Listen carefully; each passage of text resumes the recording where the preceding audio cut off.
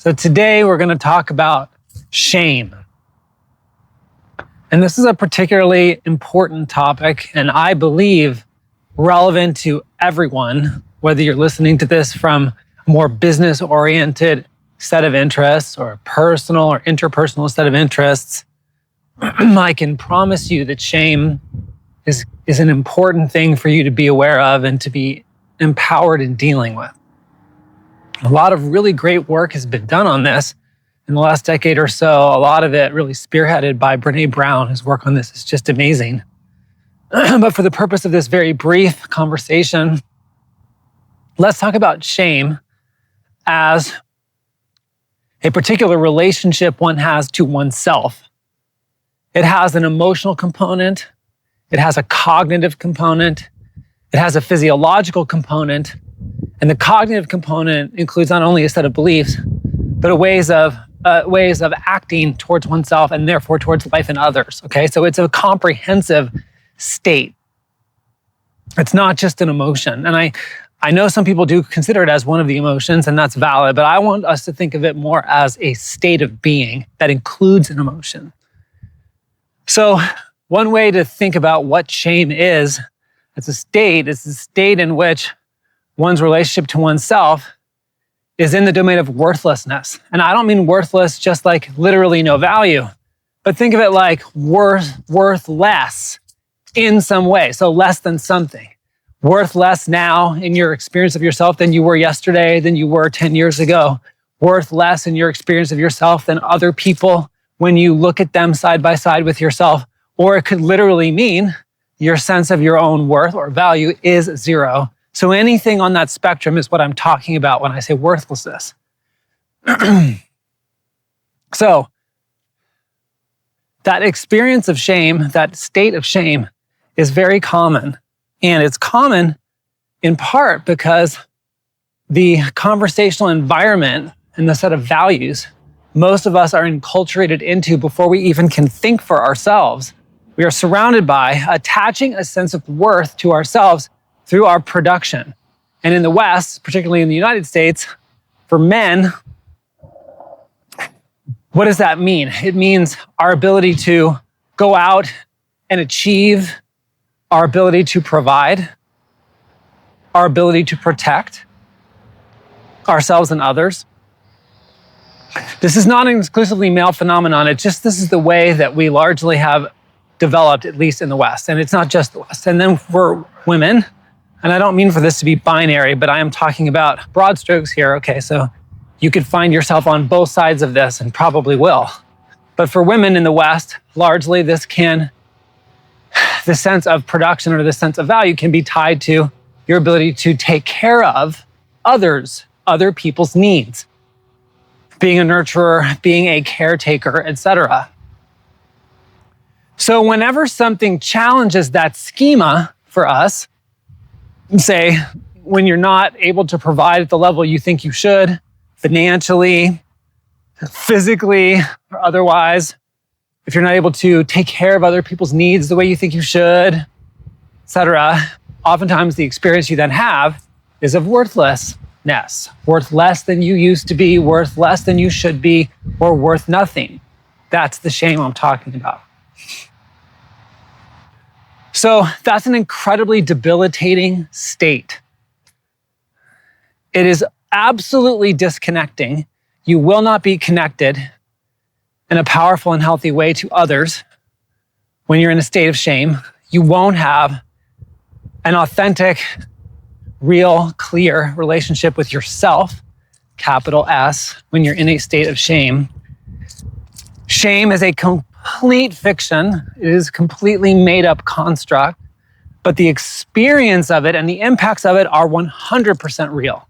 So the evaluation of worth is completely fictitious and made up, but the consequences are 100% real. So what do you do with this state? The first and most important thing to know about dealing with shame is you have to be able to recognize it and name it or label it. There's a lot of great evidence on the power of labeling emotions and cognitive states. So to be able to recognize that you're in that state and say, oh, I'm experiencing shame right now is a really critical first step. And then once you've labeled it, you'll have a little bit of distance, like psychological, cognitive distance between what you're now experiencing as yourself, as the observer, and the experience that you're having as the observed. So now you are almost like two entities in this moment of labeling, the one who's doing the labeling and observing the experience and the one who's having the experience. That little bit of space that labeling and observing buys you is enough to stick a wedge in. And the wedge I recommend you stick in is forgiveness. So, forgiveness of what? It could be any number of things. It could be forgiveness of yourself for taking your love away from yourself or judging yourself. It could be forgiveness of yourself for something that you've done that you regret or something you didn't do that you regret, and all of the above. And in that space of forgiveness, which is the wedge you're sticking in to that opening, pour in an onslaught of self-love. So pour in there a recognition of yourself as a being who is intrinsically beautiful and worthy. Not because of what you do, not because of what you accomplish, not because of who you've cared for, not because of the value you provide socially. Intrinsically, the way you love a child when you hold them for the first time. Pour that into the opening that gets created through labeling and through forgiveness.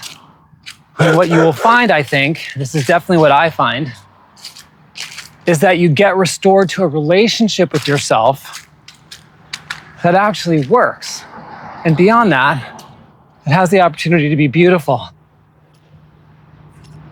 Now, I don't mean to oversimplify this. I know for many people listening to this, there could be things that you've gone through, things that have been done to you against your will, or things that you've done that you're ashamed of, that you really need to deal with in terms of how you've got those framed.